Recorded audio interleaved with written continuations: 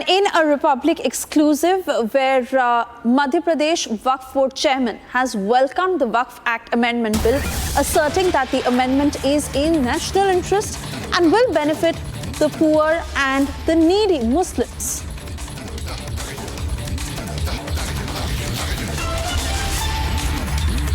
का मतलब होता है दान, और दान की हुई संपत्ति का नियंत्रण वक्फ बोर्ड करता है। लेकिन अभी जो कई जो कांग्रेस के नेता भी हैं वो भी इसका विरोध कर रहे हैं, कई मुस्लिम नेता भी इसका विरोध कर रहे हैं। क्या है इस संशोधन में सर? देखिए, सभ्य समाज जब समाज क्षेत्र में काम करता है, सरकार में काम करता है या किसी संस्था में काम करता है, तो समय समय पर समय काल और परिस्थिति के हिसाब से उसको अपने परिवर्तन करना होते हैं। काम करते हुए नए चैलेंजेस आते हैं, नई चुनौतियों को का सामना करने के लिए नए कानून, नए एक्ट की भी जरूरत होती है। और उसी कड़ी में भारत सरकार राष्ट्र हित में, देश की आवाम के हित में और वक्फ जो संस्था है, बोर्ड है, उसके हित में यह बिल लाई है, तो इसका हम बहुत स्वागत करते हैं और सबको स्वागत करना चाहिए। और ये तय है कि जब जब कोई संशोधन आते हैं तो वो परिस्थितियों के हिसाब से आते हैं और भलाई के लिए आते हैं। तो हम इसका अभिनंदन करते हैं, इसका स्वागत करते हैं और उम्मीद करते हैं कि इसके सुधारों से वक्फ मजबूत होगा, उसकी संपत्तियां बचेगी और गरीब जरूरतमंद लोगों पर वक्फ की संपत्तियों से जो होने वाली आय है उसको सही तरीके से खर्च किया जा सकेगा। और ऐसे तथाकथित गुंडे, बदमाश, ऐसे विरोधकर्ता जिनका लगभग वक्फ की 99% संपत्तियों पर अवैध कब्जा है, जो कोई राशि दानदाताओं की मर्जी के अनुसार नहीं देते हैं, उसके हिसाब से खर्च नहीं करते हैं, उन पर अंकुश लगेगा, उनसे संपत्तियों को हम छुड़ा पाएंगे और दानदाताओं ने जिस निमित्त ये संपत्तियां दान की है उस निमित्त उससे आने वाली आय को खर्च कर पाएंगे। लेकिन इस बिल से सबसे ज्यादा फायदा किस वर्ग का होगा?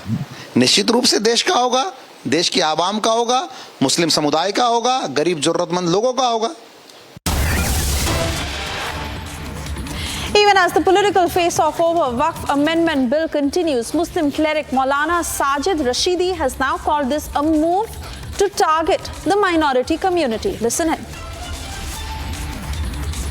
साजिद जी, आप देख रहे हैं कि आज संसद में वक्फ बोर्ड को लेकर के बिल लाया जाएगा, उसको किस तरीके से देखते हैं? क्या उससे मुस्लिम पक्ष पूरी तरीके से खुश है या फिर उसमें नाराजगी आप जाहिर कर रहे हैं? देखिए, ये बिल जो है बिल्कुल गलत है, क्योंकि बीजेपी के जितने प्रवक्ता हैं पिछले 3 दिन से तमाम राष्ट्रीय चैनलों पर बैठकर ये कह रहे हैं कि वक्फ बोर्ड की जो असीमित शक्तियां हैं उनको कम करने के लिए बिल लाया जा रहा है, क्योंकि वक्फ बोर्ड जिस प्रॉपर्टी पर हाथ रख देता है वो प्रॉपर्टी उसकी बन जाती है।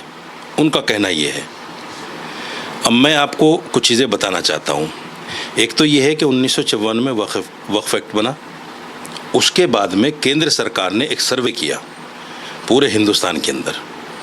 1970 में केंद्र सरकार एक गज़ट लेकर आई और उस गज़ट में सरकार ने ये चीज़ बताई कि आपकी ये प्रॉपर्टी वक्फ बोर्ड की है।